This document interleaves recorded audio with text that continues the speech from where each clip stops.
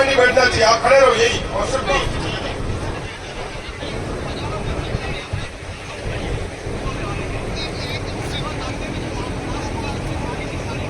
सब लोग सामने पधारे हैं, कोई फर्क नहीं पड़ता अपन मंच पर बैठे हैं कि नीचे बैठे हैं, अपने घर का कार्यक्रम है। अभी कई मोतीज लोग आएंगे, जोगिंदर सिंह जी चौहान पधारे हैं, आप आगे पधारे मंच पर। बाकी जो अपेक्षित नहीं है, मंच किसी कौम का ये वहाँ बड़ा हुआ है, किसी को जाति विशेष का नहीं है, तो सभी लोग सभी समाजों के अध्यक्ष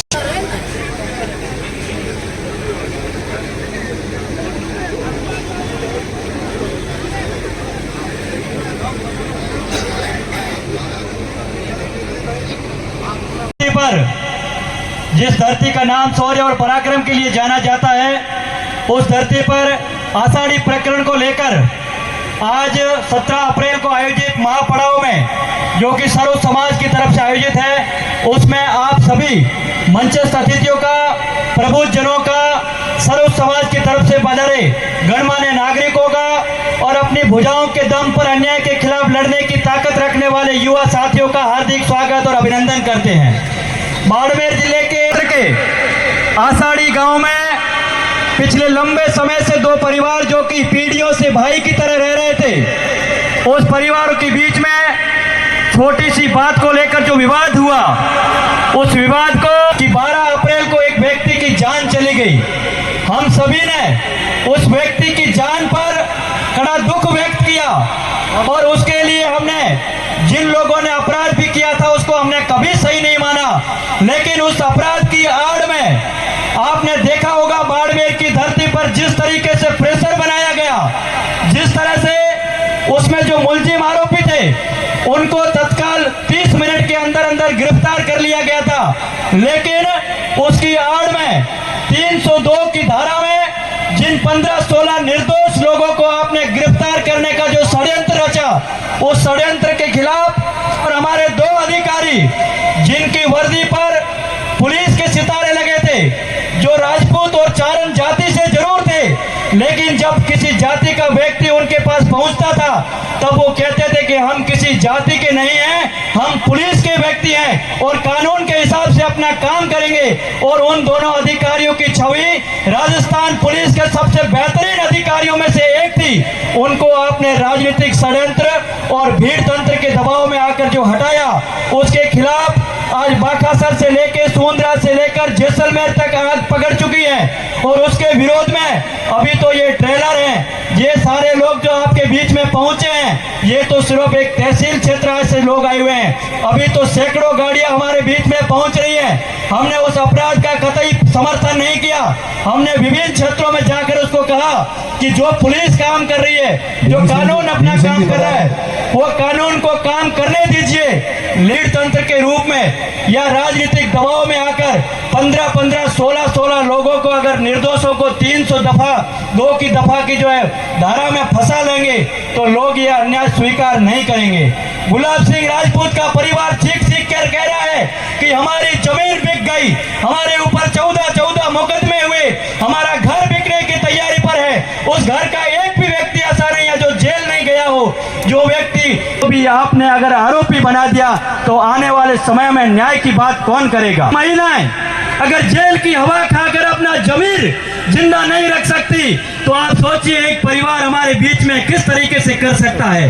आपने भीड़ तंत्र और लोकतंत्र का मजाक बनाते हुए जिस तरह से विरोध प्रदर्शन करना था आपने किया, लेकिन आपने हमारा तो अभी ट्रेलर देखा है।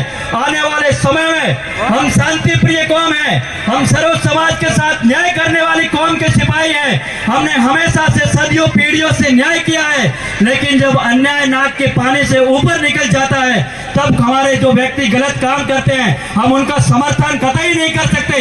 लेकिन हम आपको भी आगाह करते हैं कि इस तरह की व्यवस्था का आप दुरुपयोग नहीं करें, ताकि आने वाले समय में हमारे पीढ़ियों के जो रिश्ते बने हुए थे वो रिश्ते बिखर नहीं सके।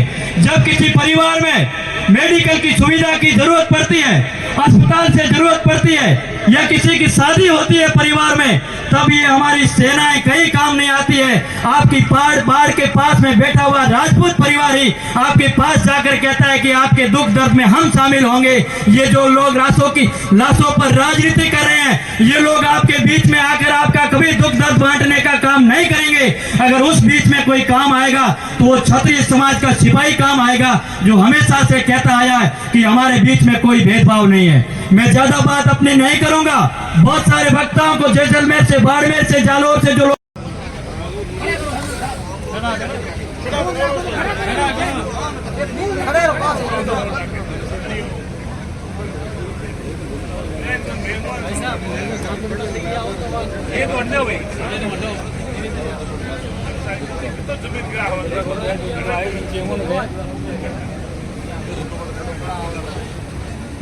ओम शांति ही शांति ही शांति। इस घटना ने व्यापक रूप ले लिया। तो सर्वप्रथम जब 12 तारीख को घटना घटित हुई तो उसी टाइम घटना के 15 मिनट के बाद में वहां पर मौके पर जो संबंधित ग्राम थाना अधिकारी है नीम सिंह जी भाटी वहां पहुंचते हैं और वहां से बिना एफआईआर दर्ज हुए उससे पहले वहां से मुलजिमान को डिटेन किया जाता है। सवाई सिंह जी गोगड़ी मंच पर बता रहे। सबसे पहले मौके पे पहुंचना और आधे घंटे के अंदर, क्योंकि यह अपराध संज्ञेय प्रकृति का था और इस अपराध को पुलिस ने अपनी रिस्क लेते हुए, तत्परता दिखाते हुए तुरंत ही मुलजिमानों को मौके से गिरफ्तार किया। उन्होंने अपनी एफआईआर तब तक नहीं दी थी। इससे बड़ा काम एक ईमानदार अधिकारी क्या कर सकता है। जब दूसरी बात, उसके बाद में घटनाक्रम क्या हुआ, वहां से सरकारी गाड़ी में बाड़मेर के लिए उसको लाया गया कोजाराम को, और यहां पर उसकी दुखद मृत्यु हो जाती है।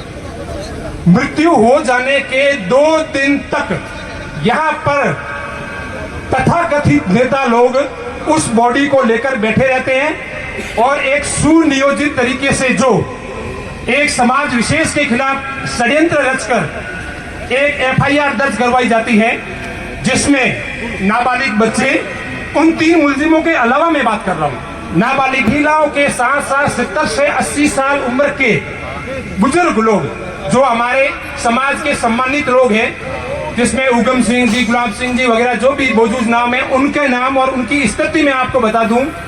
छुग सिंह जी वगैरह पैरालाइसिस से ग्रस्त है और वो चारपाई पे है।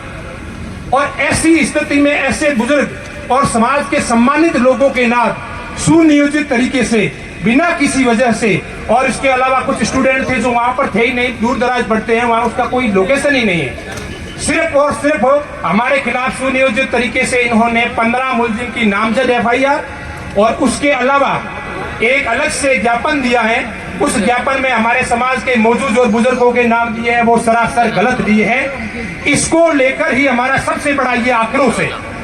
हम ये कभी नहीं कहते हैं जो मुलजिम है, जो दोषी है, उनको पकड़ो और तुरंत ही गिरफ्तार कर दिया गया, लेकिन आप उस घटना की 3 दिन तक एफआईआर नहीं देते हो और यहाँ पे लाश लेकर और अवैधानिक मांगे। बड़वंत सिंह जी